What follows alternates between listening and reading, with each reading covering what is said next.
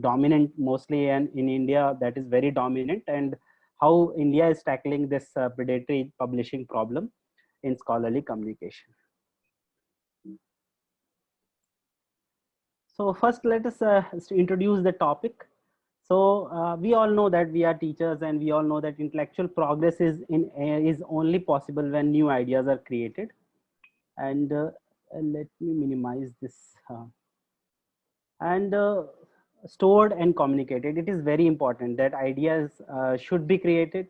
They should be stored for uh, archival access, like in for the future generation to have access, and they should be communicated. It should be like, if you find something, if you discover something, or if you do some research and you do not communicate it with the people, with the colleagues, then it is of no value. So we should always try to communicate as little findings, whatever little. We always think that no, actually these findings are not so good, we cannot communicate. But in research there is nothing called small or big. Any finding can be of value to anybody else. So who involved in this creation or discovery of new knowledge? Researcher, academics, scholars. Those, these are the peoples which are involved in discovering and finding new knowledge and new information, and they pursue activities like uh, uh, they follow the process that is called scholarly communication. So scholarly communication is the field, is the term that uh, we usually use for the whole process, where the whole system that through which the research and scholarship is created, evaluated, distributed, and preserved. This is the definition I have taken from Association of College and Research Libraries, and this definition covers the whole aspect of scholarly communication. That includes creation of new knowledge, evaluation of researchers, scientists, and the new knowledge itself, then distribution of it and preservation, so that the future generations can also access it. So the whole process is known as scholarly communication, and that involves activities such as discovery, analysis, writing, publication, outreach, assessment. These are the some of the steps that we follow. So I will not go much detail in the steps, but little bit I'll discuss about like discovery. Discovery means to collect some data, to find some problem and collect data over that problem. Then we do analysis. Then after analysis, we get some results. We write those results. We communicate it to some journal, some scholarly publisher that publishes it, and then we try to make the publication accessible to the stakeholders, to people who might be interested in those findings. And then there is one aspect called assessment of the published scholarly community, that involves researchers, funding agencies, institutions, research institutions, as well as the government, the public, for whom from whose money we are doing the research. So we are in this talk, we are basically more involved in the publication part. Publication part means that activities such as manuscript submission, peer reviewing, resubmission, final acceptance of manuscript, these all come under the concept of publication. So if we see the landscape of scholarly publishing, we have seen that there is a deluge of publications. बहुत भारी मात्रा में जो है publications बढ़ गए हैं, और स्पेशली लास्ट 4 decades में, पिछले 40 सालों में बहुत तेजी से ग्रोथ हुई है. ठीक है. So around 13,100 journals are indexed, and 10.5 million conference proceedings are indexed in Web of Science. This data is very recent data. If we include emerging science citation index also, then it comes to 20,556 journals. So you can imagine. Then Scopus, that is another database you might be knowing, that has 21,950 journals. And if we include trade publications also, then it is 22,800 journals that are included in Scopus, and 8 million conference proceedings are there. Similarly, if you see DOAJ, that is Directory of Open Access Journal, it contains entries for 15,000, almost 50,000 open access journals. And approximately 2.5 million new scientific papers are published each year. And you might be knowing that because of this COVID, there is again a surge of publications. A lot of publications are coming up, and you see from March 2020 till date, more than 40,000 papers are published on COVID. So just you see the growth of publications that is happening. So what are the reasons why this growth is happening? We have to understand it. First and foremost reason is that the philosophy of publish or perish. Publish or perish is the one philosophy that says that if you do not publish in academics, you will perish. Nobody will know you. Nobody will will consider you for the higher positions. Your evaluation, your promotion, everything will be hampered if you do not publish. So publishing is the key in academics. If you want to sustain in academics, you have to publish. That is one philosophy. That is why most of the researchers are always keep on publishing. Then the another reason is that evaluation of researcher, faculty members, and other staff is based on publications.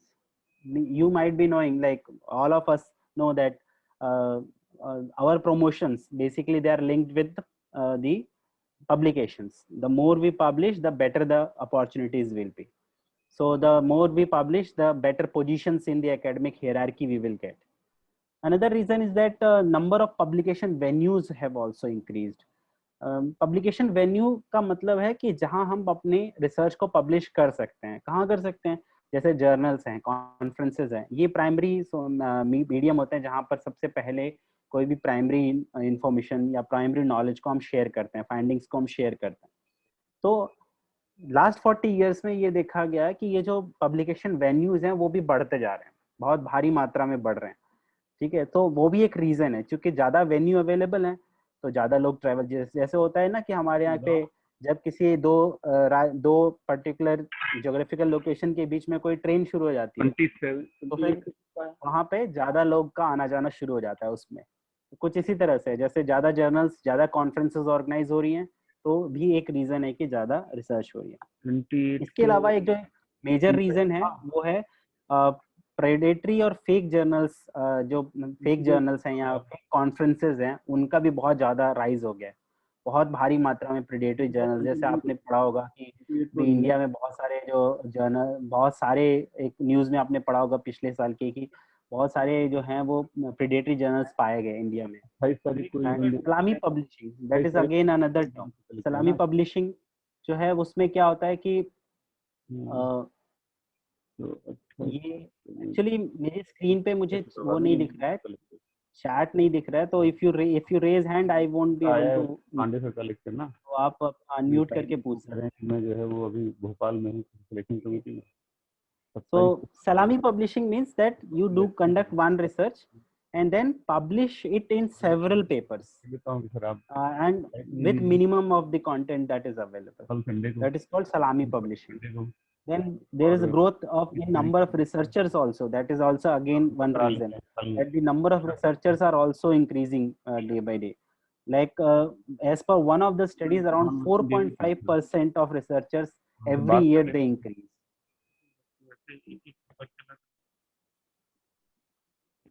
So in this talk, what we are going to cover, in this talk we'll cover criteria related to selection of journals, what criteria we should see when we are selecting a journal or an appropriate journal for communicating our research, and then what are the different tools that are available that can help us in selecting a journal.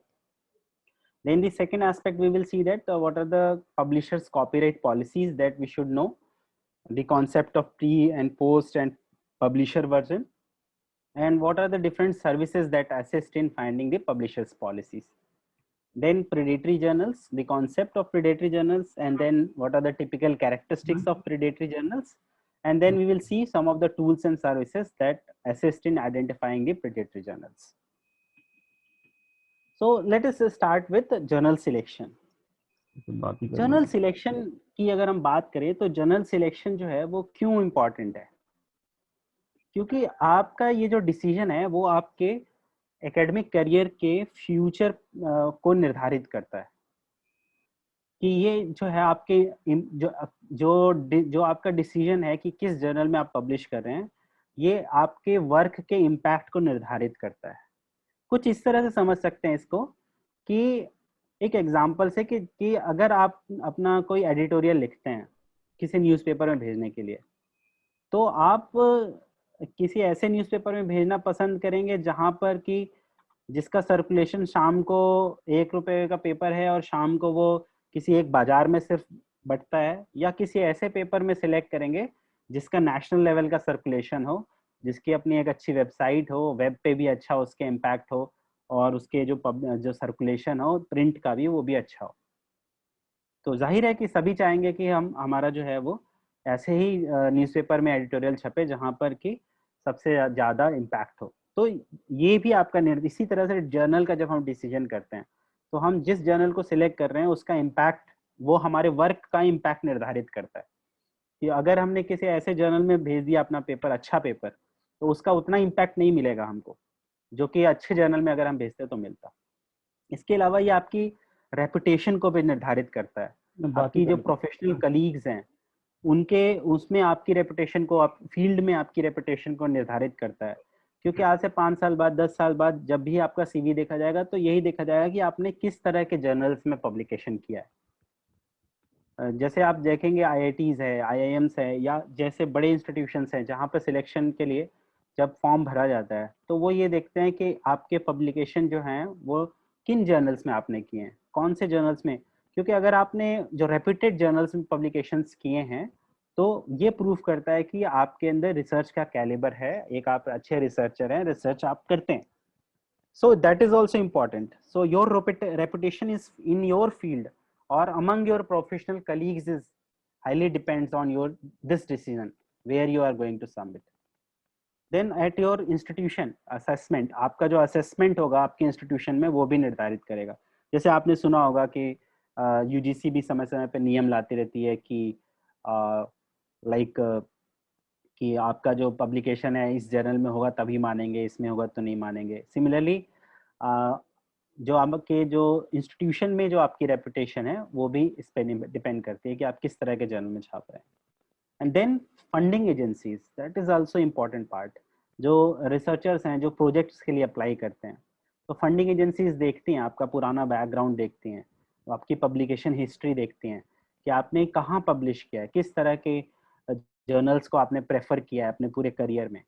तो अगर वो ये देखते हैं कि इनका एक तो क्वालिटी भी देखती है, साथ साथ ये भी देखा जाता है कि किस तरह के जर्नल्स में रेफरेंस की गई है, तो ये डिसीजन बहुत ज़्यादा मैटर करता है। तो ऐसे केसेस देखे गए हैं जहाँ पे रिसर्चर ने रॉन्ग वेन्यू सिलेक्ट कर लिया, मतलब कि सही appropriate venue, appropriate journal select नहीं किया है और उसको बहुत ज़्यादा लॉस हुआ। इसके अलावा जो है हम और भी कई चीज़ें, हम अगर सही डिसीजन लें तो कई चीज़ें हम बचा सकते हैं। जैसे से वेस्टेज ऑफ टाइम हम बचा सकते हैं अगर हमने गलत जर्नल लिया। तो जैसे कभी कभी जैसे देखा जाता है ना कि हमने कम्युनिकेट कर दिया और 6 मंथ्स तक कोई रिप्लाई ही नहीं आ रहा है। इसका मतलब क्या हुआ, 6 मंथ्स तक हम किसी और जर्नल में भेज नहीं सकते, 6 मंथ्स हमें वेट करना होगा। तो ये जो है जो हमारा बहुत सारा टाइम वेस्ट होता है क्योंकि हमने एक गलत जर्नल का निर्णय कर लिया। अगर ये चीज़ हम पहले ही चेक कर लेते और पहले ही देख लेते कि ये जर्नल कैसा है, इसका जो टाइम कितना है एक्सेप्टेंस का, तो वो हमें बहुत ज़्यादा इजी हो जाता है। सो इट सेव्स, अगर आप अपना डिसीजन, अगर अप्रोप्रिएट जर्नल वेन्यू या अप्रोप्रिएट पब्लिकेशन वेन्यू या अप्रोप्रिएट जर्नल अगर आप सिलेक्ट करते हैं तो आपका बहुत सारा समय भी बच सकता है। देन डेस्क रिजेक्शंस को अवॉइड कर सकते हैं। डेस्क रिजेक्शन किसी को पसंद नहीं है, नोबडी वांट्स रिजेक्शंस। हाँ, तो रिजेक्शन से हमारा ईगो हर्ट हो जाता है और एकेडमिशियंस का बहुत बड़ा ईगो होता है, तो हमको नहीं पसंद है। तो डेस्क रिजेक्शंस को कम करने के लिए हम सही अप्रोप्रिएट जर्नल, आगे हम लोग बात करेंगे कि कैसे हम डिसाइड करें कि जो ये जर्नल हम सिलेक्ट करें वो अप्रोप्रिएट है कि नहीं। तो डेस्क रिजेक्शन से बचा जा सकता है। पोस्ट ड्राफ्टिंग हेडेक्स, बहुत सारे ऐसे जर्नल्स हैं जो बाद में बहुत ज़्यादा ड्राफ्ट कराते हैं, बहुत चेंज कराते हैं, ऐसे लिख लीजिए वैसे चेंज कर दीजिए। तो उन सारे हेडेक से भी हम बच सकते हैं अगर हमने सही वेन्यू सेलेक्ट किया है तो ये जो जनरल सिलेक्शन क्राइटेरिया है उसको मैंने 5 पार्ट्स में डिवाइड किया है। ये एक हमारी एक रिसर्च है उस पर बेस्ड है, और ये अंडरगोइंग रिसर्च है जिसमें हमने ये क्राइटेरिया निर्धारित किए हैं। तो इस पर हम लोग चर्चा करेंगे। पहले हम लोग बात करेंगे जनरल क्राइटेरिया जो हमको देखने चाहिए। then writing process related criteria, review process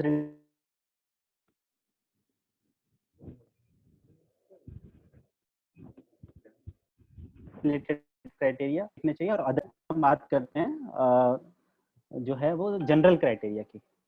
general criteria जब हम किसी भी जर्नल को सिलेक्ट कर रहे हैं तो हमें ये ध्यान देना है कि जो जर्नल का सब्जेक्ट कवरेज क्या है, वो किन सब्जेक्ट्स को कवर कर रहा है, किस डोमेन को कवर कर रहा है, या किसी एक सब्जेक्ट के अंदर स्पेसिफिक किसी फील्ड को कवर करना है। देखिए यहाँ पर दो चीज समझने वाली है कि जर्नल जो है वो दो तरह के होते हैं। एक जनरल टाइप के जर्नल होते हैं, दूसरा वेरी स्पेसिफिक जर्नल होते हैं।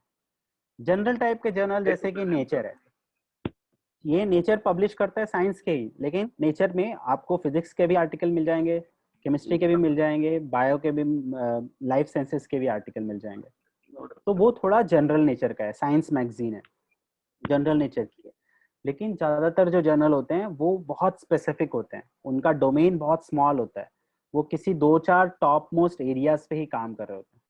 तो किसी भी जर्नल को सिलेक्ट करते समय उसका ये देखना है हमको कि वो कौन से सब्जेक्ट को कवर कर रहा है, और जो आपके रिसर्च का जो एरिया है, जो आपकी जो स्टडी का जो टॉपिक है, वो टॉपिक उस जर्नल के सब्जेक्ट कवरेज में आ रहा है कि नहीं। नहीं तो क्या होगा कि अगर हम ये देख के नहीं, बिना ही भेज देंगे, तो क्या होगा कि वो वहां से 5 मिनट भी नहीं लगता। कभी कभी फास्टेस्ट, एक मेरे अभी फ्रेंड ने मुझे व्हाट्सएप किया था कि फास्टेस्ट डेस्क रिजेक्शन 6 मिनट के अंदर उसका पेपर वापस आ गया था। तो वो इस तरह से, तो वो उसमें क्या है कि अगर वो सीधा लिख देंगे कि this paper is not in the coverage area of the journal, और we do not publish in this particular area. So उस किसी भी जर्नल को जब हम सिलेक्ट, ये कहाँ मिलेगा हमको, जर्नल की वेबसाइट पे। जर्नल की वेबसाइट पे हम जब पढ़ते हैं तो वहां पे लिखा रहता है कौन कौन से डोमेन, कौन से एरियाज हैं जिनके ऊपर वो जिससे रिलेटेड लिटरेचर को वो छापते हैं। तो वो हमको पहले चेक करना है। Then reputation of the journal among your peers field, उस पर्टिकुलर जर्नल की क्या रेपुटेशन है। जैसे हमारी फील्ड में एक जर्नल है, बहुत स्कोपस इंडेक्स है, अच्छा जर्नल है लोग कहते हैं, लेकिन बहुत सारे लोग कहते हैं कि वो अच्छा जर्नल नहीं है, उसकी रेपुटेशन अच्छी नहीं है, क्योंकि जो अच्छे स्कॉलर्स हैं वो उसमें पब्लिश करना पसंद नहीं करते। उसके बहुत सारे रीजन है, जिसमें से कुछ रीजन में उसका नाम यहाँ नहीं लूंगा, हम कोशिश करेंगे किसी जर्नल का नाम ना लें यहाँ पे, ठीक है। तो रेपुटेशन ऑफ जर्नल, उसकी रेपुटेशन क्या है आपकी फील्ड में, उसे किस तरह से रिगार्ड किया जाता है। जैसे कि आपने बीच में सुना होगा कि एक पर्टिकुलर कोई जर्मन पब्लिशर था जिस जो सबकी थीसिस छाप देता था। तो बाद में क्या हुआ, लोगों ने कहा कि नहीं इसकी छपी है, नहीं मानते हम, इट्स नॉट, ये कोई नहीं है, बेकार है ये। तो क्या उसकी रेपुटेशन गिर गई। और रेपुटेशन बहुत मैटर करता है एकेडमिक्स में, सब कुछ रेपुटेशन के लिए ही हो रहा है।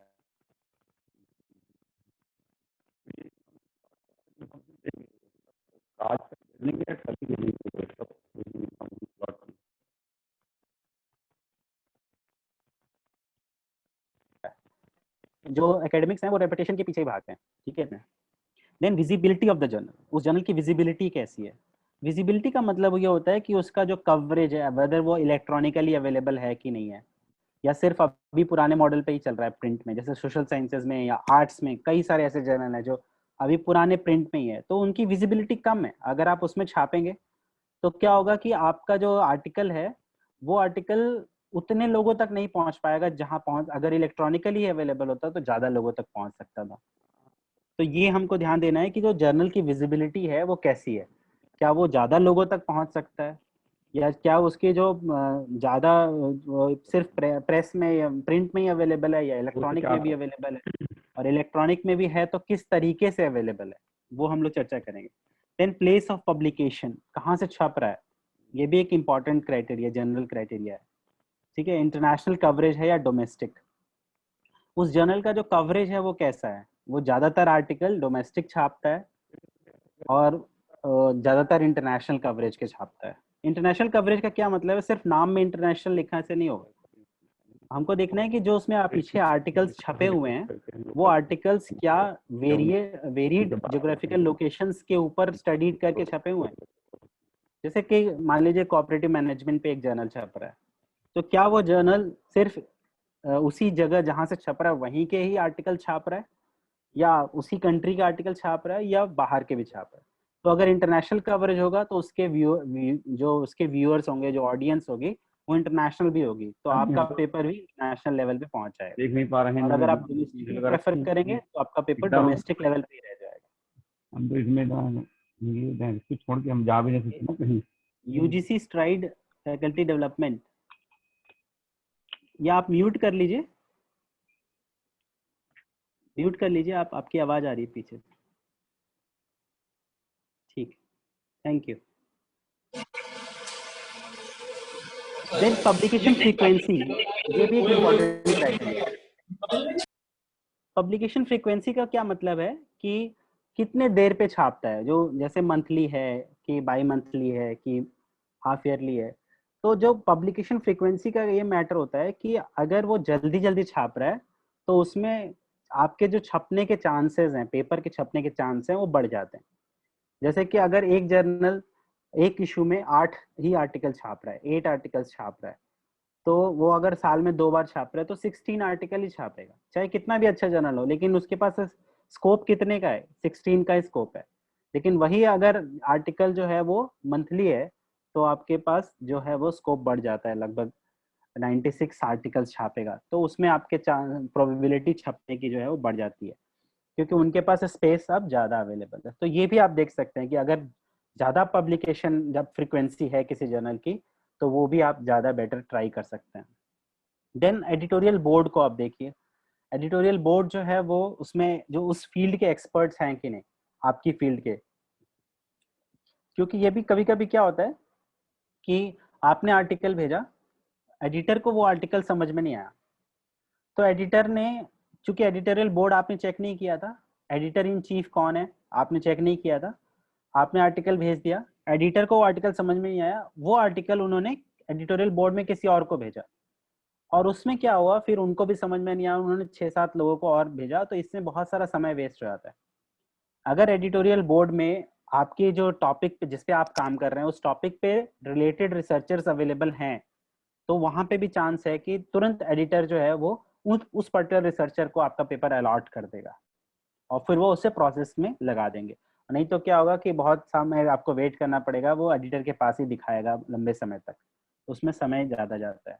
देन डीओआई की अवेलेबिलिटी, ये भी एक फैक्टर है, क्योंकि डीओआई जो है वो एक लॉन्ग टर्म प्रिजर्वेशन को शो करता है कि हाँ ये आपका आर्टिकल एक लंबे समय तक अवेलेबल रहेगा, यूनिकली आइडेंटिफाइड है वेब पर, इसे आसानी से ढूंढा जा सकता है। हालांकि डीओआई की अवेलेबिलिटी सिर्फ एक क्राइटेरिया नहीं है, क्योंकि आप देखेंगे, मैं आगे दिखाऊंगा, प्रीडेटरी जर्नल्स में ये डीओआई लगभग ज्यादातर जर्नल देते हैं। तो डीओआई होना चाहिए, अच्छी बात है, लेकिन यही एक क्राइटेरिया नहीं है कि आप अपना आर्टिकल इसमें भेज देंगे। जो हम अभी डिस्कस कर रहे हैं जनरल क्राइटेरिया डिस्कस कर रहे हैं।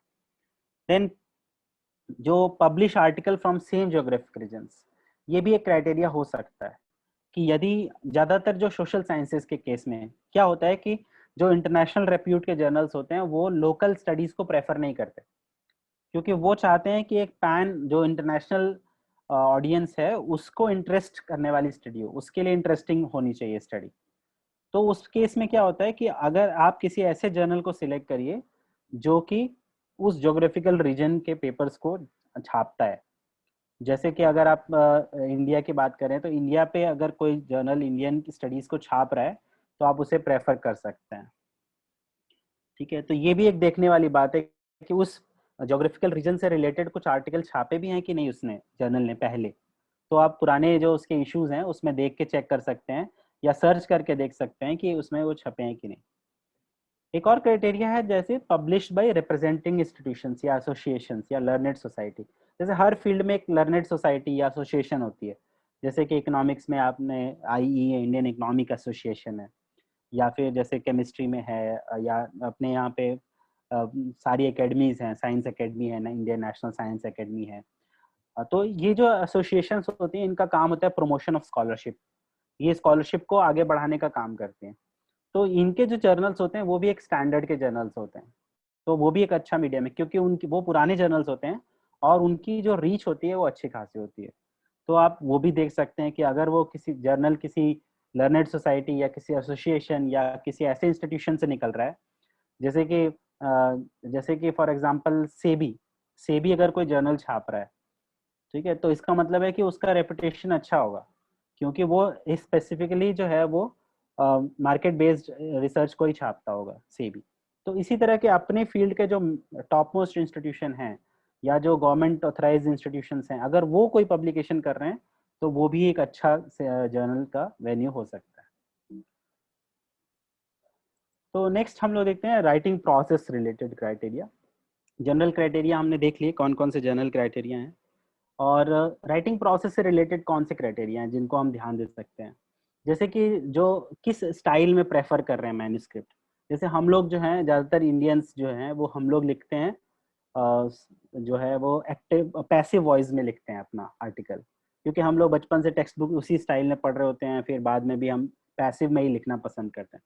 सो लेकिन जो ज़्यादातर वेस्ट के जर्नल्स हैं वो आजकल स्विच हो रहे हैं एक्टिव वॉइस की तरफ, तो वो बार बार लिख के भेजते हैं कि you have to write the article in active voice. तो वो एक प्रॉब्लम हो जाती है, तो पहले ही हम चेक कर लें उनका प्रेफर्ड स्टाइल क्या है। तो ज़्यादातर जो जर्नल्स हैं उन्होंने वैसे ऑन पेपर दे रखा है कि हाँ एक्टिव पैसिव दोनों चलेगा, but you have to see whether specifically they have said कि in active voice only should be there, then you have to write your article in active voice and then submit. तो वो आप कितना समय invest कर सकते हैं उसके ऊपर। देन मैन्युस्क्रिप्ट की लेंथ 3000 वर्ड 4000 वर्ड स्पेसिफिक होता है, क्योंकि ये डेस्क रिजेक्शन में वापस कर देते हैं, वो एडिटर के पास भी नहीं जाता। एडिटर के जो एडिटोरियल डेस्क है वही चेक करती है पहले कि कितने वर्ड्स हैं, अगर नहीं है तो वो 2 से 3 दिन में वापस कर देते हैं कि आपका जो आर्टिकल है मिनिमम वर्ड्स को नहीं फुलफिल कर रहा है या मैक्सिमम वर्ड्स लिमिट से ज़्यादा जा रहा है या 10 पेज 14 पेज से ज़्यादा जा रहा है। तो ये सब क्राइटेरिया हमको पहले देख लेने हैं राइटिंग प्रोसेस से रिलेटेड। और इस यहाँ पर एक चीज और बताने अप्रोप्रिएट है कि जर्नल का सिलेक्शन रिसर्च को राइटिंग प्रोसेस से पहले ही कर लेना चाहिए। ये भले ही हम लोग करते नहीं है, लेकिन कोशिश ये करनी चाहिए कि जो है कि कैटरर को पहले बुक कर लिया जाए ताकि शादी वाले दिन कोई टेंशन नहीं आए। तो यहाँ पर एक यही चीज है, जो जर्नल का सिलेक्शन पहले ही कर लीजिए ताकि आपको जो है वो बाद में फिर बहुत ज़्यादा मेजर चेंजेस ना करने। जर्नल आप सिलेक्ट कर लेंगे, आपको राइटिंग स्टाइल पता चल जाएगा, आपको लेंथ ऑफ मैन्युस्क्रिप्ट पता चल जाएगी, आपको रेफरेंसिंग स्टाइल पता चल जाएगी, आपको डोमेन पता चल जाएगा, आपको ये पता चल जाएगा किस तरह के आर्टिकल छापते हैं, राइटिंग स्टाइल कैसे प्रेफर करते हैं, टेबल्स में रेफरेंस किस तरह से देना है, टेबल को किस तरह से बनाना, ये सारी वैल्यू आपको पहले से डिसाइड हो जाता है। तो ये पहले कर लेना चाहिए। तो हम लोग क्या करते हैं, यूजुअली मैं क्या करता हूँ कि हम 2 से 3 जर्नल को शॉर्ट टेस्ट कर लेते हैं कि हाँ ये 3 जर्नल हैं जिसमें हम पहले ट्राई करेंगे, first number, second number, third number. तो हम अपनी मैन्युस्क्रिप्ट को पहले के हिसाब से बना लेते हैं। अगर रिजेक्ट होता है तो फिर सेकंड के हिसाब से चेंज करके, फिर याद रिजेक्ट होता है तो थर्ड से चेंज कर लेते हैं। दूसरा पॉइंट जो हमको देखना है that is mode of submission. What is the mode of submission, whether they are offering submission through online submission system. ज्यादातर जो अच्छे जर्नल्स हैं उनका अपना एक ऑनलाइन सबमिशन सिस्टम होता है जहाँ पे आपको अपना यूजर नेम पासवर्ड बना के रजिस्टर करना पड़ता है, फिर आप वहाँ पे अपनी मैन्युस्क्रिप्ट को अपलोड करते हैं और ट्रैक कर सकते हैं आप समय समय पे कि क्या स्टेटस है आपकी मैन्युस्क्रिप्ट। अभी पुराना मॉडल कुछ जर्नल यूज कर रहे हैं जहाँ पर ईमेल के थ्रू भी आप सबमिशन कर सकते हैं। तीसरा मॉडल है ऑफलाइन वाला, वो शायद अब बंद हो गया है, बट कहीं ह्यूमैनिटीज में चलता होगा, जैसे हिंदी वगैरह में, लिटरेचर में चलता है। ऑफलाइन में आप प्रिंट लेके एक लिफाफे में रख के एडिटर के नाम आप उसको बना के A4 में रख के बाई पोस्ट भेजते हैं। ऑफलाइन ईमेल में आप सीधा अपनी मैन्युस्क्रिप्ट को अटैच करके भेज देते हैं, और ऑनलाइन में हमने बताया कि आपको रजिस्ट्रेशन करना है। चेक करिए कि जो ऑथर की जो गाइडलाइंस हैं वो क्लियर हैं कि नहीं। ये भी एक बहुत अच्छा है, अगर कोई अच्छा जर्नल होगा तो उसके ऑथर गाइडलाइंस बिल्कुल क्लियर होंगे। ठीक है, किस तरह के आर्टिकल्स को वो प्रेफर कर रहा है, कॉन्सेप्चुअल आर्टिकल्स को ज़्यादा प्रेफर कर रहा है या एम्पिरिकल जो डेटा बेस्ड आर्टिकल होते हैं उनको ज़्यादा प्रेफर कर रहा है, या मेथोडोलॉजिकल आर्टिकल्स को ज़्यादा प्रेफर कर रहा है। इसमें मैं अपनी एक शेयर करता हूँ एक्सपीरियंस। एक आर्टिकल हमने लिखा था तो वो डेटा बेस्ड था, लेकिन हमने उसको भेजा था एक ऐसे जर्नल में जो कि कॉन्सेप्चुअल ज़्यादा छापता था। हमने ये सोच के भेजा था कि चूंकि हमारे में डेटा का पोर्शन कम है बट कॉन्सेप्चुअल ज़्यादा है तो शायद छाप देंगे, लेकिन वहां से उन्होंने 6 days में ही रिप्लाई कर दिया था कि वो कॉन्सेप्चुअल पेपर ही छापते हैं, वो डेटा बेस्ड एम्पिरिकल स्टडीज को नहीं छापते हैं। तो फिलॉसफी टाइप के जर्नल जहाँ पे फिलोसॉफिकल ज़्यादा या सोशियोलॉजी है, ऐसी फील्ड्स हैं जहाँ पर कंसेप्चुअल पेपर्स ज़्यादा होते हैं, वहाँ पर डेटा बेस्ड पेपर्स को वो कुछ जर्नल होते हैं जो बिल्कुल भी नहीं छापते, तो वो पहले आप चेक कर लीजिए। और ये एक एक्सरसाइज बहुत ज़रूरी एक्सरसाइज है जो हमें करनी चाहिए। देन रिव्यू प्रोसेस से रिलेटेड कौन कौन से उनकी रिव्यू प्रोसेस कैसी है, इस पे कुछ क्राइटेरिया हमको ध्यान देने चाहिए। जैसे पीयर रिव्यू किस तरह का है, ब्लाइंड पीयर रिव्यू है कि नहीं, सिंगल पीयर रिव्यू है या डबल पीयर रिव्यू है, या आजकल एक नया आया है ओपन पीयर रिव्यू। तो सिंगल में जैसे क्या होता है कि एडिटर का, रिव्यूअर को ये पता नहीं होता कि जो है वो कौन है, ऑथर कौन है, ठीक है, सिंगल में। लेकिन ऑथर को पता होता है कि किसने रिव्यू किया है। डबल में क्या होता है, ना ऑथर को पता होता है किसने रिव्यू किया है, ना रिव्यूअर को पता होता है किसने लिखा है पेपर। और ओपन में क्या होता है कि सबको पता होता है कि पेपर किसने लिखा है, और आप एक प्लेटफॉर्म होता है जहाँ पे आप कमेंट कर सकते हो सीधा सीधा ऑनलाइन जाके कि आपके पेपर में ये कमियां हैं। और फिर वो पेपर ओपन पीयर रिव्यू एक पूरी एक नई फील्ड के रूप में उभर रहा है। देन पीयर रिव्यू मोड बहुत जरूरी है देखना आपको कि किस तरह का पीयर रिव्यू मॉडल है उनका, और उसको चेक कर लेना बहुत जरूरी है। Then time taken for submission to first decision, submission करने से पहला डिसीजन आने तक लगभग एवरेज टाइम कितना लगता है उस जर्नल का। तो जितना कम होगा उतना बेटर होगा आपके लिए, ये चेक कर लीजिए। और ये मैं बताऊंगा कहाँ से आप चेक कर सकते हैं, कुछ वेबसाइट्स हैं जहाँ से आप चेक कर सकते हैं ये चीज़। या यूजुअली आप क्या कर सकते हैं, 5-6 पेपर उसके डाउनलोड करके, उसमें लिखा होता है कि कब रिसीव हुआ, कब एक्सेप्ट हुआ, और कब वो जो है वो पब्लिश हुआ। तो आप उसमें टाइम एक एवरेज निकाल सकते हैं कि कितने महीने लगे इसे। देन एक्सेप्टेंस टू पब्लिकेशन, ये भी एक इम्पॉर्टेंट फैक्टर है। एक्सेप्ट हो गया बट आर्टिकल रखा हुआ है एडिटर के पास, आप मेल लिखे जा रहे हैं कि छाप दीजिए छाप दीजिए, वो कह रहे हैं हम छापेंगे, जगह मिलेगी छापेंगे। ठीक है, एक बहुत फेमस इंडिया का है, फेमस मतलब इकोनॉमिक्स का जर्नल, बहुत फेमस है। वहाँ पे हमारा एक आर्टिकल साल भर रखा रहा एक्सेप्टेंस के बाद, तो हमने उसको वहां से विड्रॉ करके दूसरी जगह भेजा और फिर वहां छपा। तो क्या है कि वहां पे हमारा एक साल वेस्ट हो गया, वो बार बार एडिटर कहते थे कि हम छाप देंगे। तो ये जो है एक्सेप्टेंस से पब्लिकेशन के बीच में कितना समय लग रहा है, ये देखना भी जरूरी है। क्योंकि जब तक पब्लिश नहीं हो जाता है उसकी वैल्यू हमको नहीं मिलती, क्योंकि हमको उसके साइटेशन नहीं मिलेंगे। क्योंकि जब तक वो ऑनलाइन नहीं होगा लोग उसे नहीं पढ़ेंगे, और लोग पढ़ेंगे नहीं तो साइट नहीं करेंगे। फिर उसका रिजेक्शन रेट, कितना रिजेक्शन रेट है, आजकल जर्नल ये भी लिखने लगे हैं कि कितना रिजेक्शन है, 10 पेपर में से कितने पेपर वो रिजेक्ट कर देते हैं, 100 पेपर में से कितने रिजेक्ट कर देते हैं। तो वो रिजेक्शन रेट भी आप देख सकते हैं और उसके बेसिस पे आप डिसाइड कर सकते हैं। देन उनका कम्युनिकेशन प्रोसेस कैसा है, कि वेदर आप स्टेटस ट्रैक कर सकते हैं कि नहीं। जैसे कुछ जर्नल्स होते हैं आपने भेज दिया, उसके बाद कुछ पता ही नहीं चल रहा है, ना ईमेल से कुछ बता रहे हैं, ना फोन नंबर है, ना कुछ है। और दूसरा है कि आपने एक ऑनलाइन सिस्टम है जहाँ पे आप देख सकते हैं, अगर आपको क्वेश्चन पूछना है तो वहीं पे आप कमेंट करके पूछ सकते हैं कि क्या स्टेटस है डिटेल में। देन हर स्टेज पे आपकी ट्रैकिंग होनी चाहिए, रिवीजन स्टेज पे, पब्लिकेशन स्टेज पे, ये सारे जो हैं वो अवेलेबल हैं कि नहीं। पब्लिकेशन फी, ये भी एक बहुत इंपॉर्टेंट फैक्टर है कि क्या आप कोई पब्लिकेशन फी आपको देनी पड़ेगी एज ऑथर, कितनी देनी पड़ेगी, और वो आपको अफोर्डेबल है कि नहीं। आजकल बहुत सारे अच्छे जर्नल्स भी हैं जो कि आपको जो फीस चार्ज करते हैं, बट वो आपका आर्टिकल ओपनली ओपन एक्सेस में देते हैं, तो वो जो फीस चार्ज करते हैं वो फीस बहुत ज़्यादा होती है, यूरोज होती है, डॉलर्स होती है। तो पहले आप चेक कर लीजिए, क्योंकि बाद में वो क्या होगा कि आप विड्रॉ करेंगे फिर आपका उतना समय बर्बाद हो जाएगा। क्योंकि अगर आपके पास प्रोजेक्ट से फंडिंग नहीं है किसी, या आपके इंस्टीट्यूशन किसी तरह की फंडिंग नहीं करता है, तो फिर आप उस पे उसको अपने पॉकेट से शायद ही दें। तो इसलिए वो जो पब्लिकेशन फीस है वो पहले चेक कर लीजिए कि किसी तरह की पब्लिकेशन फीस तो नहीं लगती है। इसको आर्टिकल प्रोसेसिंग चार्ज के तरह दिखाया जाता है, एपीसी की तरह। देन ओपन एक्सेस अवेलेबिलिटी, अगर जो जर्नल है वो ओपनली एक्सेसिबल है कि नहीं। ओपन एक्सेस अवेलेबिलिटी एक इम्पॉर्टेंट फैक्टर है। अगर कोई आर्टिकल ओपनली एक्सेसिबल है तो इसका मतलब ये होगा कि ये ज़्यादा लोगों को दिखेगा, और उसके लिए किसी तरह के सब्सक्रिप्शन की ज़रूरत नहीं होगी, तो ज़्यादा लोग उसे पढ़ पाएंगे। ज़्यादा लोग पढ़ पाएंगे तो ज़्यादा लोग साइट कर पाएंगे उसको। तो अगर आपको ओपन एक्सेस में अच्छा जर्नल मिल जाता है तो आप उसको भी प्रेफर कर सकते हैं। देन आते हैं मैट्रिक्स के ऊपर, कौन कौन से मैट्रिक्स हैं जिसको हम देख सकते हैं। जैसे एक फेमस मैट्रिक है इम्पैक्ट फैक्टर, वो जर्नल का इम्पैक्ट फैक्टर होता है, जो कि जर्नल साइटेशन रिपोर्ट, जो कि क्लैरिवेट एनालिटिक्स एक कंपनी है, जो कि हर साल जारी करती है। ये एक जो रिपोर्ट है वो पेड रिपोर्ट है, जिसकी कॉस्ट अराउंड 2 लाख के आसपास है। तो ये कुछ लाइब्रेरीज पब्लिक परचेस करती हैं, जहां से आप उनसे पूछ सकते हैं, या ज्यादातर जो वेबसाइट जर्नल्स होते हैं वो अपनी वेबसाइट पे भी अपने जर्नल के इम्पैक्ट फैक्टर को शो करते हैं। तो ये देखना जरूरी है, देख सकते हैं। अगर जितना अच्छा जर्नल इम्पैक्ट फैक्टर होगा, उतना जो रेपुटेशन है उस जर्नल की अच्छी होती है। तो इम्पैक्ट फैक्टर की तर्ज पर ही साइट स्कोर, एक स्कोपस का अपना इम्पैक्ट फैक्टर कह सकते हैं, नाम बदल दिया क्योंकि वो प्रोप्राइटरी है, इम्पैक्ट फैक्टर प्रोप्राइटरी है। तो साइट स्कोर जो है वो, हालांकि ये साइट स्कोर स्कोपस का अच्छा है, आप देख सकते हैं इसको। तो वो भी है, आप उसको देख के जज कर सकते हैं, कंपेयर कर सकते हैं जर्नल्स को आपस में। जिसका साइट स्कोर अच्छा है वो जर्नल थोड़ा अच्छा है उससे। और then source normalise impact factor.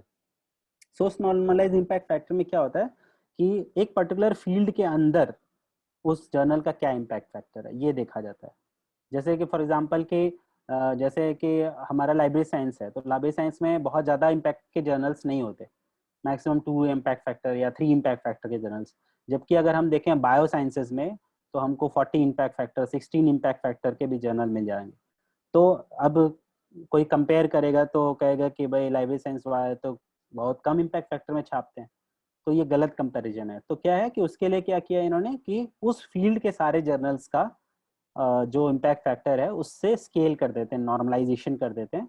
तो उससे हमको ये पता चल जाता है कि इस फील्ड में जर्नल कितना रेप्यूटेड है, वो देख सकते हैं स्निप देख के। Then relative rank, Q1 Q2 Q3 तीन को, Q4 4 क्वार्टाइल में डिवाइड कर रखा है। ये हम अभी बताएंगे कहाँ से आप देख सकते हैं। तो Q1 जो क्वार्टाइल है वो हाँ, Q1 क्वार्टाइल जो है वो सबसे अच्छा क्वार्टाइल है। अगर उसमें आपका जर्नल आ रहा है तो उसको हम उसमें उसको बेटर मान सकते हैं। देन जर्नल का एच इंडेक्स भी जो है वो आपको गूगल स्कॉलर से मिल जाएगा। लेकिन ये जो मेट्रिसेस है ना, इनको बहुत ध्यान से देखना है। मैट्रिक्स के ऊपर ही सिर्फ बेस्ड डिसीजन नहीं करना है हमको, मैट्रिसेस को बहुत ध्यान से देखना है।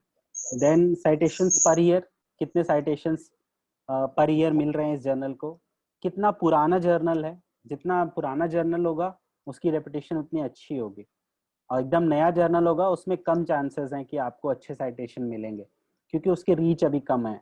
तो जो जितना पुराना जर्नल आप में, जितने पुराने जर्नल में आप छापेंगे उतना बेटर होगा। Then number of papers published per year, कि एक साल में कितने पेपर छाप रहा है, ये भी एक नंबर है जिसको हम कंसिडर कर सकते हैं। देन अदर फैक्टर्स में आप देख सकते हैं कि previous articles on similar topics, जो आपके टॉपिक हैं उससे रिलेटेड प्रीवियस आर्टिकल उस जर्नल में मिल रहे हैं। जैसे आप लिटरेचर रिव्यू कर रहे होंगे जब, तो आपको दिखा होगा कि हाँ ये जर्नल ऐसा है जिसमें ज़्यादा आर्टिकल्स मिल रहे हैं, तो उसको आप रेफर कर सकते हैं। देन जो साइटेशन, जो सेम जर्नल जो आपने अपने में जो साइटेशंस दी हैं, वो देखेंगे उसमें कि वो बहुत सारे एक या दो जर्नल ऐसे हैं जिनमें ज़्यादा साइटेशंस आपने दिए हैं, तो आप उनमें से किसी एक में ट्राई कर सकते हैं। विनीत सर, हाँ मैं सर, MM सिंह बोल रहा हूँ। सर सर नमस्कार। नमस्कार जी, बहुत बहुत धन्यवाद। आप हमारे लिए और सभी के लिए आपने समय निकाला है। और मैं एक सेकेंड के लिए आपको डिस्टर्ब करना चाहता हूँ, सभी से रिक्वेस्ट करना चाहता हूँ। प्रेजेंटेशन के समय जो कुछ लोग जो है यहाँ पर जो लाइन चलाते हैं, मार्क चलाते हैं अपना, प्लीज इसको, गरिमा को आप समझिए, इसको सीरियसली लीजिए। और हम सब के लिए फायदे के लिए है। और समय निकाल के विनीत जी हम लोगों के लिए आया हुआ है और आप लोगों के साथ इसमें इंटरेक्शन के लिए ज्वाइन किए हैं। तो प्लीज इसको आप लोग डिलीट कर दीजिए इसको। इसी तरह से कल भी हमने देखने को मिला, प्लीज इसको मत कीजिएगा, प्लीज इसको हटा दीजिए। Vineet sir please continue sir. Okay sir, thank you sir. तो colleague recommendation is also important. जैसे कि हमारे सुपरवाइजर होते हैं, गुरु होते हैं, या जो आपके जो फील्ड में एक्सपर्ट्स होते हैं जिनको आप मानते हैं कि हाँ एक्सपर्ट्स हैं, आप उनके सीवी देख सकते हैं, उन्होंने कहाँ छापे हैं, किस तरह के जर्नल्स में छापे हैं। तो वो जर्नल्स आप भी प्रेफर कर सकते हैं। तो वो, या उनसे आप बात करके पूछ सकते हैं कि सर मेरा ये इस टॉपिक पे एक आर्टिकल है, तो हम कौन सा जर्नल प्रेफर कर सकते हैं। तो कलीग रिकमेंडेशन एक बहुत अच्छा है फैक्टर जिसको आप कंसिडर कर सकते हैं। देन रिकमेंडेशन ऑफ फंडिंग, कुछ फंडिंग एजेंसी होती हैं जो कि बोलती हैं कि नहीं आपको इसी 5 या 6 जर्नल में ही छापना है, जैसे कोई कुछ ऐसे हाई लेवल प्रोजेक्ट्स होते हैं जहाँ पे आपको यही स्पेसिफाइड होता है, तो तब तो आपके पास बहुत लिमिटेड स्कोप होता है कि हाँ आपको ये करना है। या कुछ इंस्टीट्यूशंस होते हैं जो एक लिस्ट, वाइट लिस्ट बना के रखते हैं, जैसे कि हमारे पास है ना यूजीसी केयर लिस्ट, तो उस तरह की एक लिस्ट इंस्टीट्यूशन की भी होती है, कई सारे इंस्टीट्यूशन की, वो आपको इन्हीं में ही छापना है, आप इसके बाहर नहीं जा सकते।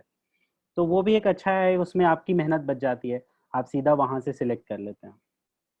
देन वेदर वो आपके नेशनल वाइट लिस्ट है, वाइट लिस्ट को में आप जैसे अपने यहाँ यूजीसी केयर है, तो यूजीसी केयर में लिस्टेड है कि नहीं है, ये भी एक फैक्टर है, देखना जरूरी है कि लिस्टेड है। या उसकी indexing Scopus, Web of Science, या Directory of Open Access Journal. Directory of Open Access Journal जो है वो एक ओपन एक्सेस जर्नल्स के लिए वाइट लिस्ट है, मतलब कि जो अच्छे ओपन एक्सेस जर्नल हैं उनकी लिस्ट आपको यहाँ पे मिल जाएगी।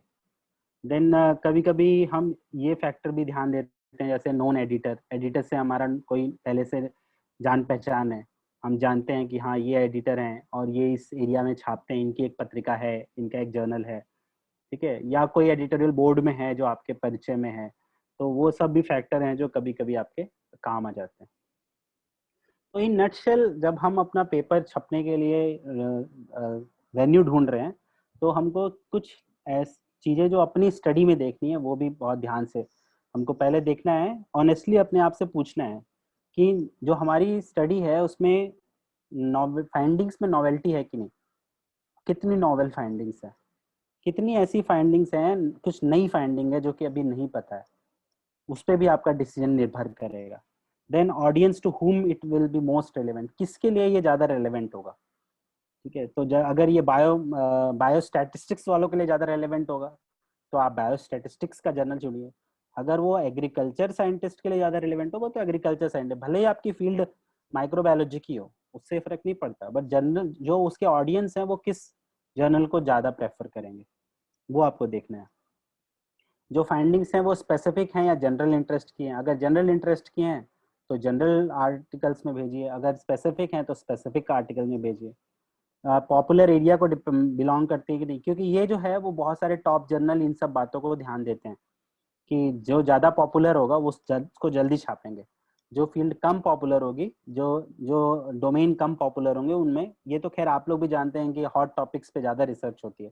जैसे इस समय कोई भी रिसर्च साइंसेस के ज्यादातर रिसर्चर्स जो हैं वो अब कोविड से ही रिलेटेड रिसर्च कर रहे हैं, माइक्रोबायोलॉजी, बायोटेक्नोलॉजी, तो क्यों, क्योंकि वो एक इस समय का पॉपुलर टॉपिक चल रहा है। तो ये सब फैक्टर भी जो है जो हम ध्यान दे सकते हैं। ये एक लिस्ट हमने दे दी है जहां से हम देख सकते हैं कि कौन कौन से जर्नल्स हैं। एक सेकंड, एक मैं मैसेज भेज रहा हूँ।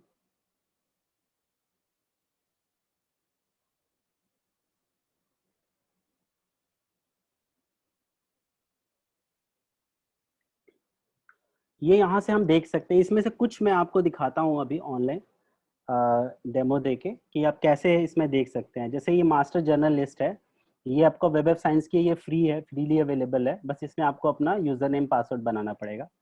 इसी तरह से शिमागो जर्नल रैंकिंग है एंड कंट्री रैंक है, ये भी एक अच्छी वेबसाइट है जो स्कोपस का पूरा डेटाबेस, पहला वाला जो है वो वेब ऑफ साइंस का, दूसरा वाला स्कोपस का। तो अगर आपको चेक करना है कि ये आर्टिकल, ये particular journal web of science में इंडेक्स है कि नहीं, और आपके यहाँ सब्सक्रिप्शन नहीं है वेब ऑफ साइंस का, तो आप यहाँ से चेक कर सकते हैं। क्योंकि कोई जर्नल कह रहा है कि हम वेब ऑफ साइंस में इंडेक्स हैं तो नहीं मानना है, उसको नहीं मानना है, खुद से चेक करना है कि ये है कि नहीं। जैसे मैं कह दूं कि मैं वाइस चांसलर हूँ तो आप नहीं मानेंगे ना, उसी तरह से मेरे कहने से नहीं जाना है, आपको उस जर्नल को वहां उस डेटाबेस में चेक करना है कि वो डेटाबेस में वो जर्नल है कि नहीं। कहाँ चेक करेंगे? पहली वेबसाइट मैंने दी है, मैं आपको दिखाता हूँ, इसको शेयर करता हूँ आपसे, न्यू शेयर, ये देखिए, ये वेबसाइट दिख रही है आपको?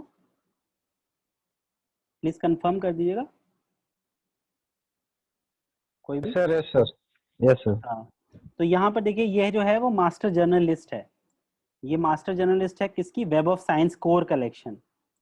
इसमें वेब ऑफ साइंस का कोर कलेक्शन है, इसमें आपको वेब ऑफ साइंस का इमर्जिंग साइंस साइटेशन इंडेक्स भी मिलेगा, और इसमें आपको biological abstract, Biosys preview, zoological record, current content and chemical information product, ये सारे प्रोडक्ट्स के जर्नल्स को आप इसमें चेक कर सकते हैं।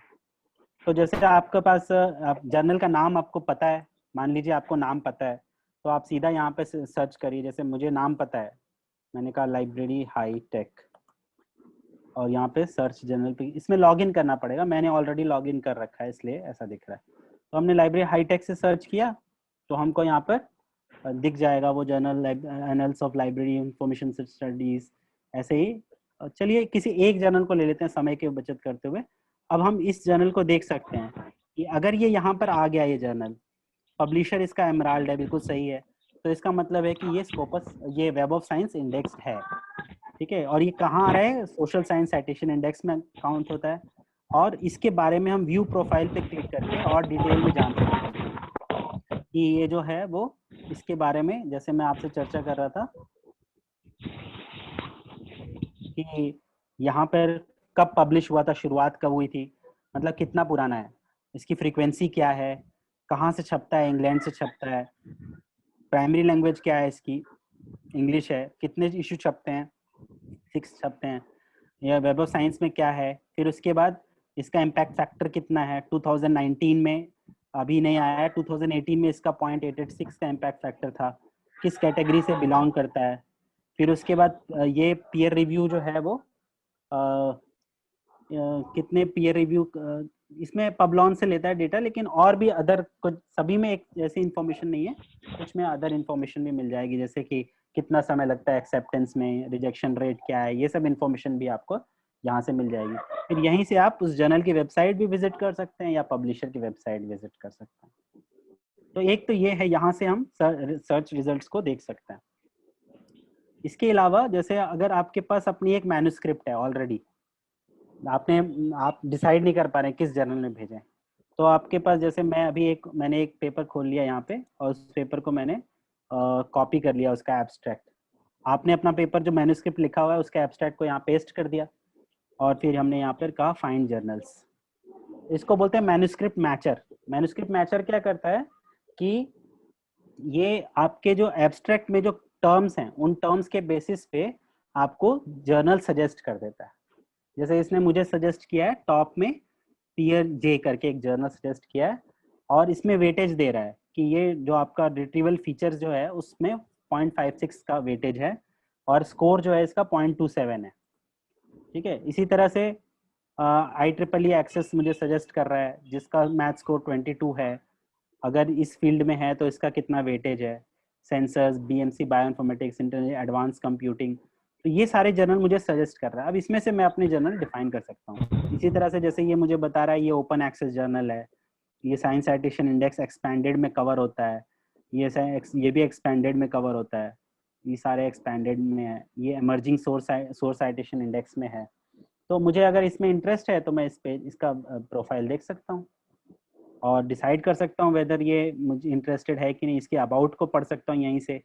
उसके बाद मैं इसका देख सकता हूँ, अमेरिका से छपता है ये, 12 इश्यूज हैं इसमें पर ईयर, और इसकी वेबसाइट चेक कर सकता हूँ कि जो वेबसाइट है इसकी सही है कि नहीं, ऑनलाइन सबमिशन सिस्टम है कि नहीं, पीयर रिव्यू कैसा है इसमें, ठीक है। तो ये कितने पीयर रिव्यू, जैसे यहाँ से हम ये सारी इन्फॉर्मेशन, एक तो ये वेबसाइट है जहाँ से हम देख सकते हैं, और मैन्युस्क्रिप्ट मैचर है जहाँ से हम अपने, अगर हमें जर्नल नहीं पता तो हम अपने मैन्युस्क्रिप्ट को पेस्ट करके देख सकते हैं।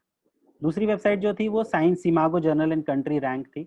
इससे हम ये चेक कर सकते हैं कि वेदर कोई जर्नल स्कोपस में इंडेक्स है कि नहीं। जैसे यहाँ पर मैंने लाइब्रेरी हाईटेक से सर्च किया तो मुझे यहाँ पर ये सारे रिजल्ट्स मिले, तो मैंने इसको चेक, अगर इसमें आ गया इसका मतलब है कि ये स्कोपस में इंडेक्स है, तो यहाँ इसका H इंडेक्स भी पता चल गया। फिर ये किस फील्ड को बिलोंग करता है, पब्लिशर कौन है, ISSN क्या है, कब से छप रहा है, और स्कोपस में कब से कवर हो रहा है, 1983 से, मतलब पूरा शुरू से कवर हो रहा है। इसका स्कोप क्या है, यहीं से मैंने पढ़ लिया इसका स्कोप। जो अगर मैं इन एरिया में मेरा पेपर है तो मैं इसमें भेज दूंगा अपना। और इसी तरह से डिटेल यहाँ पर हम देख सकते हैं कि इंफॉर्मेशन सिस्टम के किस क्वार्टाइल में आता है।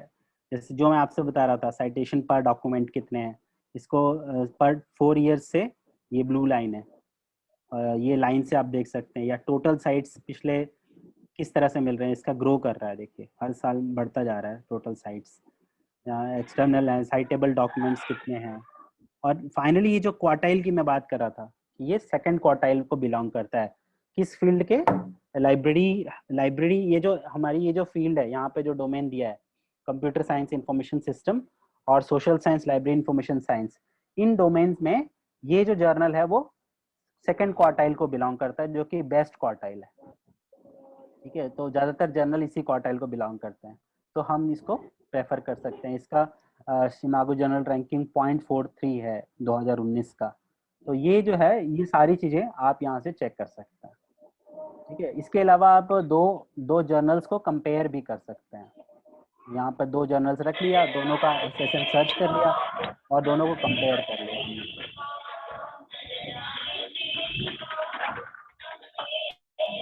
ये स्क्रीन दिख रही है आपको? पावर पॉइंट दिख रही है? दिख रही है? Yes sir, okay okay sir. आज पावर पॉइंट और वो दोनों दिख रहे हैं ना? ठीक है, यस तो सर, यस सर। ये तो हमने दो देख लिए। इसके अलावा जैसे हर पब्लिशर का एक अपना भी जर्नल फाइंडर है। जैसे देखिए आप, एल्सेवियर का अपना एक जर्नल फाइंडर है, स्प्रिंजर का एक जर्नल सजेस्टर है। बट इनकी क्या लिमिटेशन है? इनकी लिमिटेशन ये है कि ये अपने जर्नल को ज्यादा ऊपर दिखाते हैं। अगर आप सर्च करेंगे तो ये अपने जर्नल को ज्यादा ऊपर दिखाएंगे। तो जैसे इसमें सर्च करेंगे अपना जर्नल, तो आपको एल्सेवियर के ज्यादा जर्नल ऊपर दिखाएगा। इसमें करेंगे तो स्प्रिंगर के ज्यादा जर्नल ऊपर दिखाएगा। ठीक है, तो इसीलिए जो है, एक जो है जैसे वेब ऑफ साइंस है, तो ये न्यूट्रल है, ये किसी डेटाबेस किसी पब्लिशर को प्रेफरेंस नहीं देता। शिमागो है, इसी तरह से कोई प्रेफरेंस नहीं देता। एक और जर्नल गाइड है जो कि ज्यादा पॉपुलर भी है, एक journalguide.com एक वेबसाइट है, ये मैं दिखाना चाहता हूँ आपको।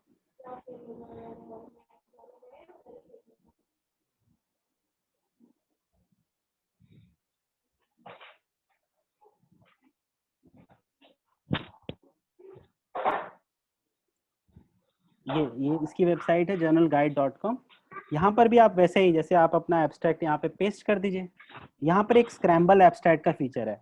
जैसे होता क्या है कि बहुत सारे रिसर्चर हैं जो कहते हैं कि अरे हमारा एब्स्ट्रैक्ट उनके पास चले जाएगा, तो फिर वो तो हमारा कॉपी कर लेंगे। तो आप स्क्रैम्बल कर सकते हैं। स्क्रैम्बल करने से क्या होता है कि वो वर्ड को इधर उधर कर देते हैं। तो उससे क्या होता है कि जो मैचिंग होती है वो तो सही होती है, लेकिन वो एग्जैक्ट जो आपका एब्स्ट्रैक्ट है उनके पास मिल जाता है। तो हमने यहाँ पे सर्च पे क्लिक किया, तो ये हमको सजेस्ट कर देगा कुछ जर्नल। इसके अलावा हम जर्नल वाइज भी देख सकते हैं, पब्लिशर वाइज देख सकते हैं, कैटेगरी वाइज देख सकते हैं जर्नल। तो यहाँ से हम अपने जर्नल के बारे के जो डिफरेंट कैरेक्टरिस्टिक्स हैं, गुण हैं, उनको हम यहाँ से समझ सकते हैं कि वो हमारे काम के हैं। एक एक की वेबसाइट विजिट करने में बहुत समय लग जाएगा, तो यहाँ से हमको एक ही जगह पे सबका मिल जाता है कि हाँ क्या है। ठीक है, ये लिखा है ना, search, you can search, compare and then you can follow. You can search journals, you can even compare them. तो ये स्लो है थोड़ा। हाँ देखिए आ गए रिजल्ट्स। तो यहाँ पर देखिए इसने हमारे मैन्युस्क्रिप्ट के बेसिस पे सर्च करके हमको ये जर्नल सजेस्ट किया है। इसमें एक मैचेस दिखा रहा है और इम्पैक्ट भी, इसका इम्पैक्ट भी दिखा रहा है। सोर्स नॉर्मलाइज्ड इम्पैक्ट फैक्टर कितना है, और स्पीड दिखा रहा है कितने दिन में पब्लिश कर, 13.5 वीक्स में, ओपन एक्सेस है कि नहीं है। ठीक है, ऐसे ही डिफरेंट जर्नल्स हैं आपको। तो यहाँ पे किसी एक के बारे में हमको जानना है, तो वहाँ क्लिक करके और उसको जान सकते हैं, इसके बारे में डिटेल में जान सकते हैं। इसका ISBN क्या है, एक्सेप्टेंस रेट क्या है, पब्लिकेशन फ्रीक्वेंसी क्या है। ज़्यादातर जर्नल्स की अवेलेबल नहीं रहती है, लेकिन स्नैप वगैरह यहाँ से मिल जाएगा आपको, स्नैप मिल जाएगा आपको। इसके बाद इसकी जो ओपन एक्सेस है कि नहीं है ये मिल जाएगा। कितना जो है वो फीस चार्ज कर रहा है, जैसे ये देखिए $3000 के करीब चार्ज कर रहा है, ये आपको यहाँ से पता चल जाएगा। तो ये वेबसाइट्स हैं, जैसे एल्सेवियर का है ये, देखिए अभी मैंने सर्च किया था इसमें, एक ये एब्स्ट्रैक्ट डाल के सर्च किया था, तो एल्सेवियर का ये जर्नल फाइंडर है। तो इसने हमको बता दिया कि हाँ ये जर्नल है, इसमें इसका साइड स्कोर कितना है, इम्पैक्ट फैक्टर कितना है, एक्सेप्टेंस रेट कितनी है, 14% है, 4 weeks time to first decision है, टाइम टू पब्लिकेशन 12 वीक्स का समय लगता है। इसके बाद बायोमेड है, इसमें आपका 5 से 3 वीक्स में हो जा रहा है। 5 वीक्स में first decision, time to publication 3 weeks after acceptance, and data and knowledge engineering 25 weeks लग रहा है। तो ये सब जो है फैक्टर आपको यहाँ से आप देख के डिसाइड कर सकते हैं। जर्नल ऑफ एकेडमिक लाइब्रेरियनशिप है, जैसे यहाँ पर 6 वीक्स के अंदर पब्लिश कर देता है। फर्स्ट डिसीजन में 6 मतलब लगभग 1.5 महीने में आपको फर्स्ट डिसीजन दे देगा, और उसके अगले 1.5 महीने में आपका पेपर छाप देता है। इसका एक्सेप्टेंस रेट भी अच्छा है, 26% है। इम्पैक्ट फैक्टर 1.235 है, तो ये एक अच्छा जर्नल कह सकते हैं। तो इस तरह से हम डिसाइड कर सकते हैं इन फैक्टर्स को देख के।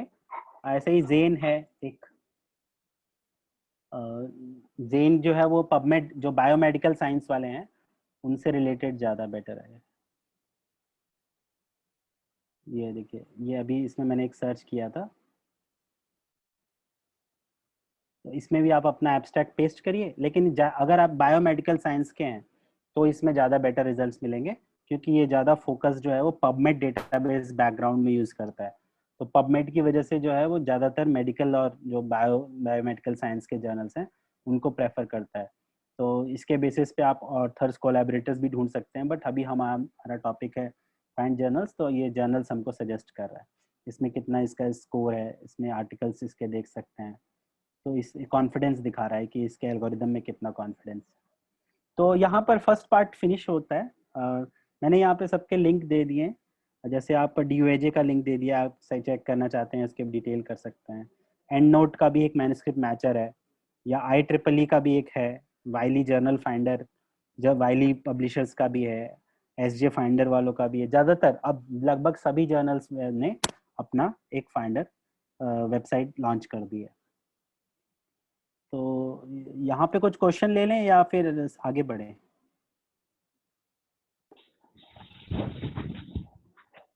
Any questions from the participants?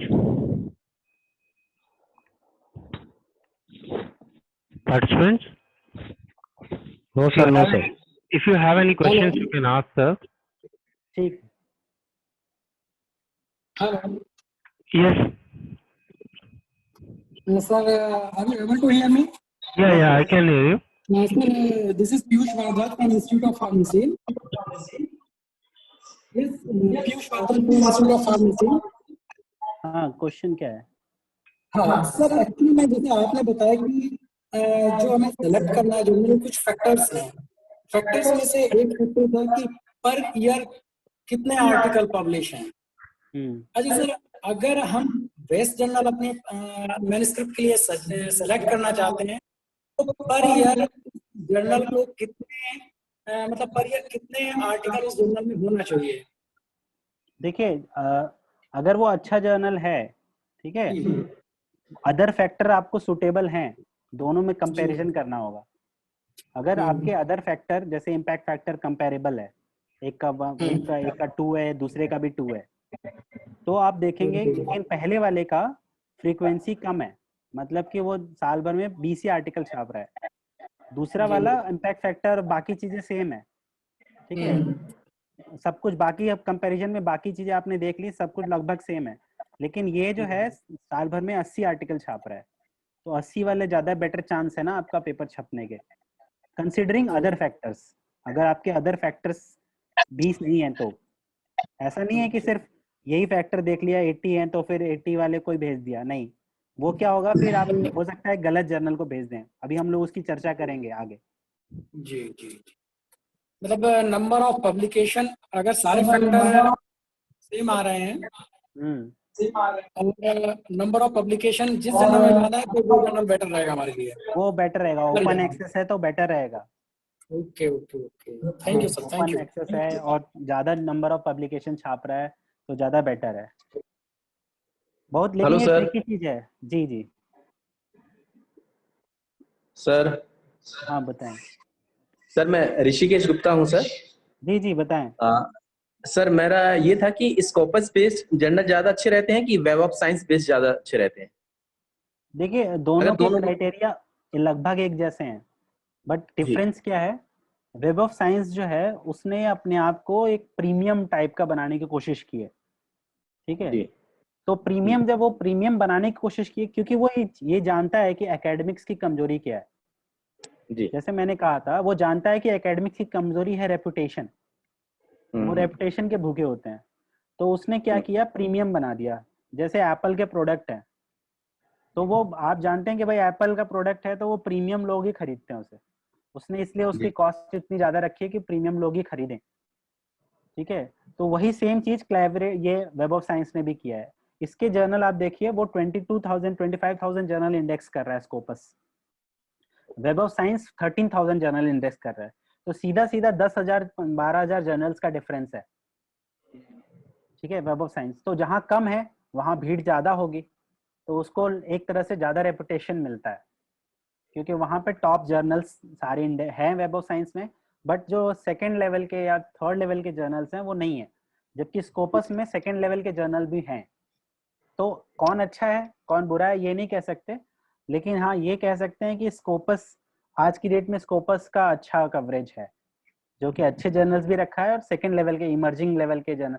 इसी को देखते हुए वेब ऑफ साइंस ने फिर इमर्जिंग साइंस साइटेशन इंडेक्स और emerging social science citation index को भी लॉन्च किया, क्योंकि उसको लग रहा था कि इससे तो उसका इंडेक्स जो है वो वीक होता जा रहा है प्रीमियम के चक्कर में। तो जर्नल किस में इंडेक्स है ये बहुत मैटर नहीं, अगर वेब ऑफ साइंस में इंडेक्स है तो वो स्कोपस में होगा ही, अगर स्कोपस में इंडेक्स है तो शायद वेब ऑफ साइंस में ना हो, ये हो सकता है। तो स्कोपस भी एक अच्छा है इंडेक्स, ऐसा नहीं है कि स्कोपस गलत चीजों को इंडेक्स, बट स्कोपस में कुछ जर्नल ऐसे भी घुस गए हैं धीरे से जो कि उतने अच्छे नहीं है, उतने अच्छे नहीं है। तो वो आपको अपने कलीग्स की रेपुटेशन, कलीग की रिकमेंडेशन से पता चल जाता है। जैसे मैंने आपको बताया मेरी फील्ड में एक जर्नल है जिसमें कि कुछ नहीं करता है, वो सीधा कवर पेज लगाता है और छाप देता है, स्कोपस इंडेक्स है। तो लेकिन अब उसमें हम प्रेफर नहीं करते, बहुत सारे लोग हमारी फील्ड की प्रेफर नहीं करते, लेकिन बहुत सारे लोग करते हैं, सबके अपने अलग अलग मोटिव होते हैं। तो वहां पर जो है वो आपको खुद पता चल जाएगा, क्योंकि आप उस फील्ड में जब काम करते रहेंगे तो आपको पता चल जाएगा कि ये जर्नल भले ही स्कोपस इंडेक्स है बट उसकी वैल्यू कितनी है आपकी फील्ड में। अच्छा सर, आजकल यूजीसी ने या पीएचडी सेक्शन ने रिकमेंड किया है कि यूजीसी के लिस्टेड वाले जर्नल ही आपको प्रेफर करने हैं मतलब पब्लिश करने के लिए अपने आर्टिकल, अपनी थीसिस को। तो उस कंडीशन में सर हम स्कोपस में ना जाएं, केवल यूजीसी केयर ही देखें? नहीं, यूजीसी केयर लिस्ट में दो पार्ट है ना, ग्रुप ए, ग्रुप 1, ग्रुप 2। तो ग्रुप 1 में स्कोपस और Web of Science by default आ जाते हैं। ठीक है, हाँ, मतलब कि अगर आपका स्कोपस में है तो वो यूजीसी केयर में तो आ ही गया, क्योंकि ग्रुप 1 में आ गया वो। सर ग्रुप 1 में सर यूजीसी केयर लिस्ट है, ग्रुप 2 में स्कोपस और वेब ऑफ साइंस है, ऐसा मतलब वो मैं हो सकता है कंफ्यूज हूँ, एक बार चेक करना होगा। अभी हम लोग जाएंगे वो, उसकी चर्चा भी करेंगे। जी कोई बात। तो आगे बढ़े फिर। तो पब्लिशर्स की कॉपीराइट पॉलिसीज की हम लोग बात करते हैं, कि चूंकि एक टॉपिक हमको ये दिया गया था तो इसको समझना इसलिए जरूरी है कि पहले हमको स्कॉलरली पब्लिशिंग को समझना। स्कॉलरली पब्लिशिंग जो है उसको आप इस पिक्चर में देखिए जरा। अमेजन जो है वो 2% प्रॉफिट लेता है, अमेजॉन। BMW का 9% का प्रॉफिट है, लेकिन आप एल्जेवियर का और टेलर फ्रांसिस का प्रॉफिट देखिए जो स्कॉलरली पब्लिशिंग इंडस्ट्री में है। 37% प्रॉफिट है, 39% प्रॉफिट है। इसका मतलब क्या हुआ कि यहाँ पे लागत कम है और पैसा ज्यादा है। ठीक है, जबकि हमें अमेजॉन है ये जैसे इनको रिसर्च करनी पड़ती है। कंप्यूटिंग में क्या है, आपने सॉफ्टवेयर बना दिया, एक बार देखते रहे बार बार। लेकिन अमेजॉन क्या रिटेल का बिजनेस है, वो रॉ प्रोडक्ट खरीदता है उस पर प्रॉफिट लेके बेचता है। तो आप ये समझ सकते हैं कि जो स्कॉलरली पब्लिशिंग इंडस्ट्री है वो एक बहुत मतलब अच्छी गाय है जो बहुत अच्छा मनी देती है।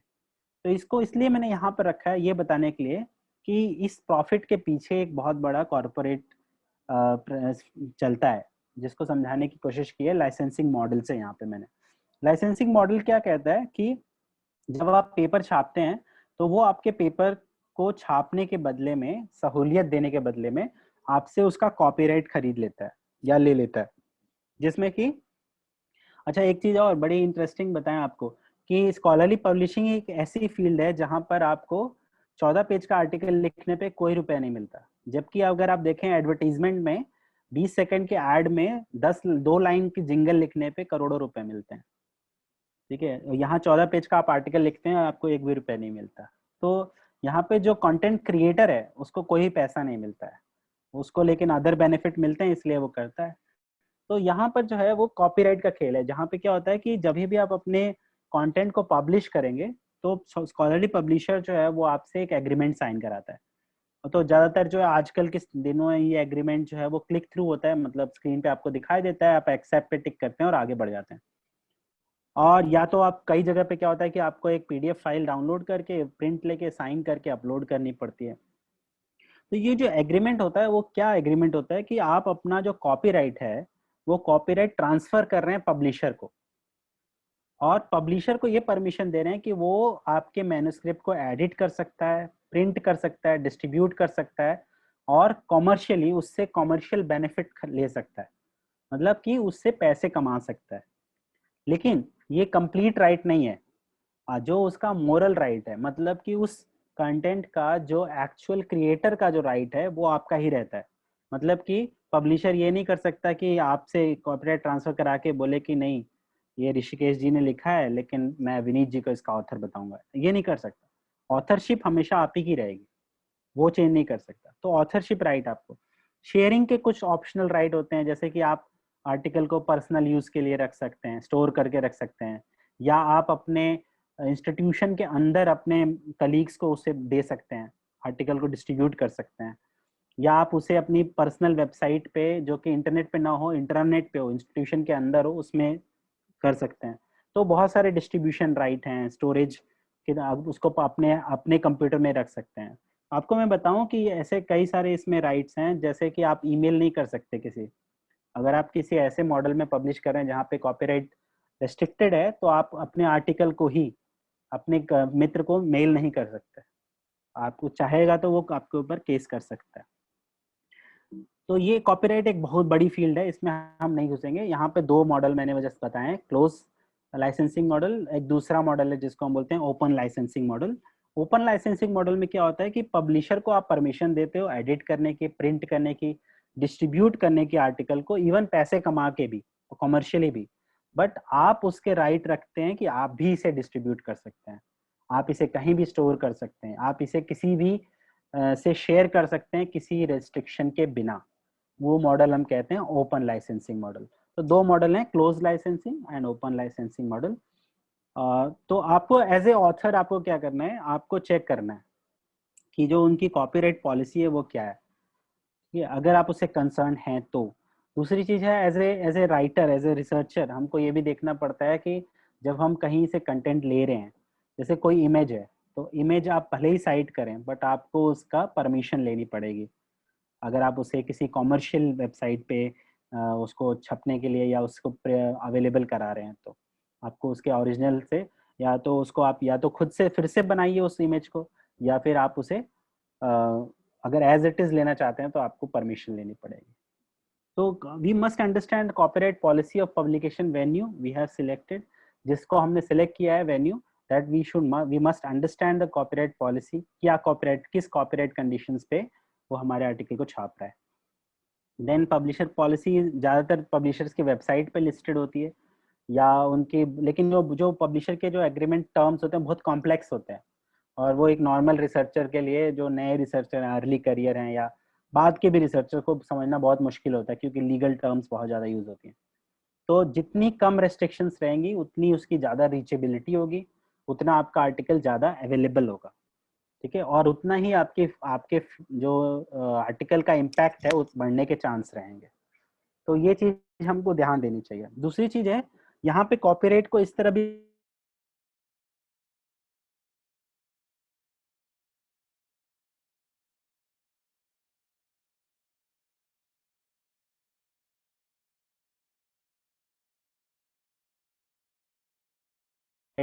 बिना चेक किए हम रिसर्चगेट पे अपलोड कर सकते हैं, कर देते हैं। तो क्या हुआ कि अभी अल्जीवियर ने और कई 2-3 पब्लिशर्स ने, अमेरिकन केमिकल सोसाइटी, अल्जीवियर, इन सब ने मिल के रिसर्चगेट के ऊपर 2-2 केस ठोक दिए बड़े बड़े, कि रिसर्चगेट जो है वो कॉपीराइट का इन्फ्रिंजमेंट कर रहा है। बहुत सारे हमारे जो आर्टिकल्स हैं उनको अपने यहाँ होस्ट, क्योंकि एक बार रिसर्चगेट पे चला जाता है तो वो फ्रीली सबको अवेलेबल हो जाता है। तो इससे जो पब्लिशर हैं, जो मैंने आपको बताया था 39% का जो गेन ले रहे हैं, उनको नुकसान होता है। तो उन्होंने एक केस डाल दिया था, हालांकि उस केस में अभी कुछ हुआ नहीं है। तो हमको क्या करना है, हम एज ए रिसर्चर खुद को सेफ रखने के लिए हम कॉपीराइट पॉलिसी पढ़ लेनी चाहिए हमको, ताकि कभी कल को हमें कुछ ना हो। क्योंकि होता क्या है कि जैसे माइक्रोसॉफ्ट का पायरेटेड वर्जन यूज करते करते वीसी साहब को मेल आ जाता है कि आपके इंस्टीट्यूट में 200 कंप्यूटर में पायरेटेड विंडोज चल रहा है। फिर वो वीसी आपके यहाँ लिखेंगे या फिर कहाँ कहाँ चल रहा है, वो फिर बाद में फंसने से बचने के लिए बेटर है कि हम पहले ही चेक करें और सेफ रहें अपने आप को। तो कुछ कॉन्सेप्ट है जिनको हम समझ लें। एक होता है प्री प्रिंट, एक होता है पोस्ट प्रिंट, एक होता है पब्लिशर वर्जन।